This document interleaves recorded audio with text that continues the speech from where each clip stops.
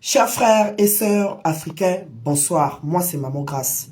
Depuis quelques jours, il y a beaucoup de choses qui se disent au sein de notre communauté, la communauté africaine, sur les réseaux sociaux, sur des panels, au sujet de la rencontre qu'il y a eu entre certains influenceurs de la diaspora africaine et l'Élysée, en amont du sommet Africa Forward prévu les 11 et 12 mai 2026 à Nairobi.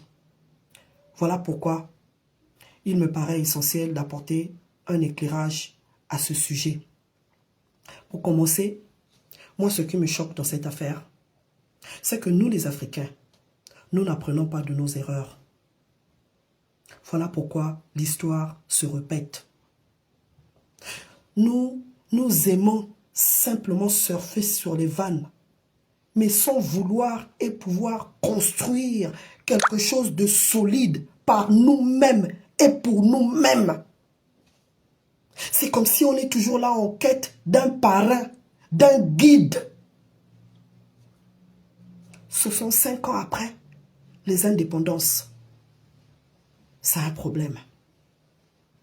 Les autres, ils ont tellement pris le temps de nous étudier. Ils nous connaissent tellement.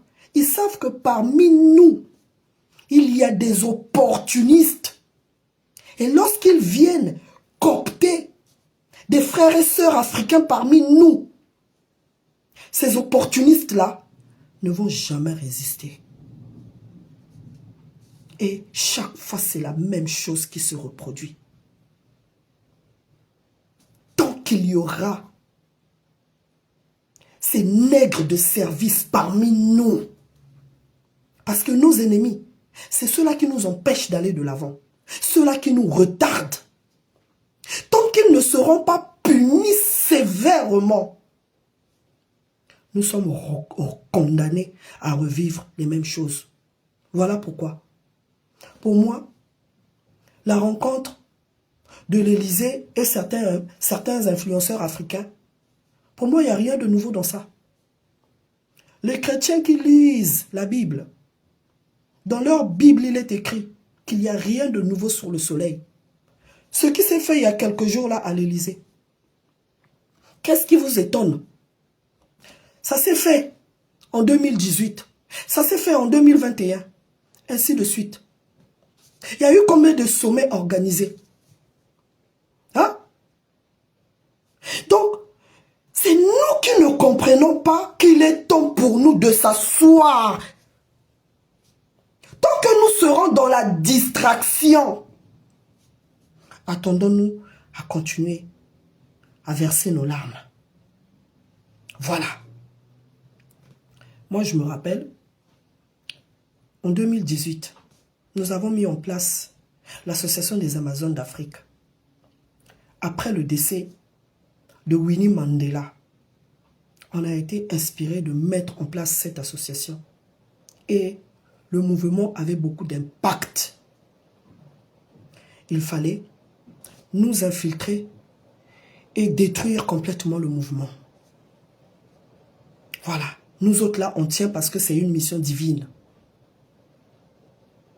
En juillet 2018, on a vu des lettres circuler comme quoi il y avait, au cours d'une rencontre à l'Union européenne, l'Union africaine à Nouakchott, en Mauritanie, ils avaient décidé de mettre en place un gouvernement de la diaspora africaine avec pour premier ministre Louis-Georges Tin. Louis-Georges Tin était le président, un ancien président du CRAN. Le CRAN, c'était le Conseil représentatif des associations noires. Donc, ce n'était pas n'importe qui. Ces gens-là savent qui prendre. Ils savent qui choisir. Ils choisissent toujours des personnes qui ont de l'aura. Donc, il n'y a rien de nouveau. Le jour où ils se sont retrouvés à la rue Lafayette pour parler des Africains, sont la majorité des Africains, nous, on était là présents, on n'a pas voulu nous faire entrer. Parce que on n'a pas leur profil. Ils n'ont pas voulu nous faire entrer. Mais on avait mis fin à ça. Voilà. On avait mis fin à ça.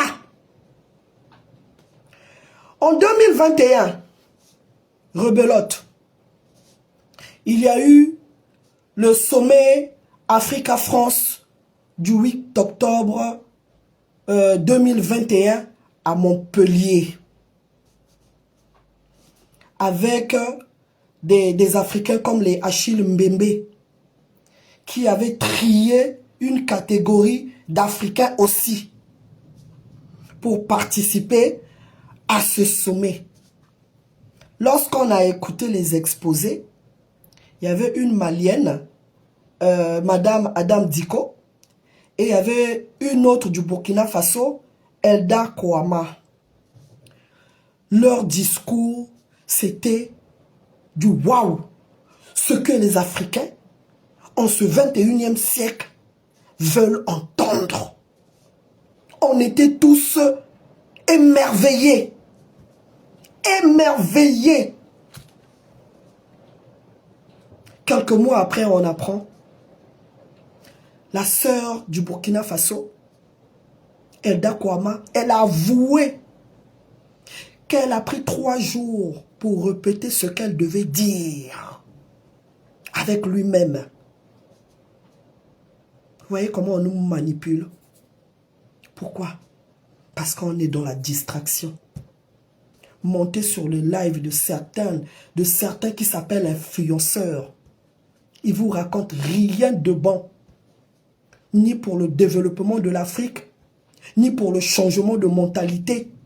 Parce que nous, notre problème, c'est la mentalité. C'est les chaînes mentales qui nous enveloppent encore, qui nous empêchent de réfléchir et d'aller de l'avant. Vous allez voir sur ces panels-là, il y a des milliers de personnes qui sont là, réunies. Mais toi, prends ta caméra, parle des choses sensées, parle d'éducation. C'est 2 vues, c'est 2 likes. Comment voulez-vous que le monde nous respecte? Comment voulez-vous que l'Afrique se libère? Comment? C'est pas possible. C'est tout le monde qui veut faire des sommets quelque chose et Afrique. Quelque chose et Afrique. C'est tout le monde qui veut faire des sommets avec l'Afrique. Mais les Africains eux-mêmes ne savent pas sur quoi ils sont assis. Et pourtant, ils sont assis sur ce que le monde entier convoite. On est les seuls à vouloir avoir ce que les autres ont. Alors que ce que les autres ont là, eux-mêmes ils trouvent que c'est insuffisant. Il faut aller en Afrique pour en prendre davantage. Hein? Mais de nos jours, c'est pas une bénédiction d'aller dans certaines organisations ou bien dans certaines institutions étrangères. C'est pas un luxe. Quand on a compris comment fonctionnent les choses, quand on a compris les enjeux du monde, hein? Pour certains, ça demeure un luxe de rencontrer une autorité quelconque en 2026. Mais on n'a rien compris. En tout cas, mes chers Africains, je vais vous mettre quelques extraits. Peut-être ça va rafraîchir votre mémoire, la vidéo qui suit. Hein? Parce que nous, on est là pour éveiller les consciences. Voilà. C'est pourquoi, après tout ce qui s'est passé depuis 2017 à aujourd'hui, là, moi, je dis toujours que tous les Africains ne sont pas mes frères. Parce qu'à chaque fois qu'on fait un pas en avant, eux, ils sont là pour nous tirer et nous reculer pour 1000 pas en arrière. On est là, on tourne en rond. On fournit énormément d'efforts. Très peu de résultats. On continue à perdre les nôtres qui tombent comme à l'époque de Thomas Sankara. L'histoire se reproduit encore aujourd'hui en 2026. Et on est là. On ne fait que pleurer. On ne fait que verser nos larmes. C'est de notre faute. Tant que nous n'allons pas tirer les leçons de nos erreurs du passé, nous sommes condamnés à revivre les mêmes choses. Parce que eux, ils ne vont pas changer les méthodes qui marchent.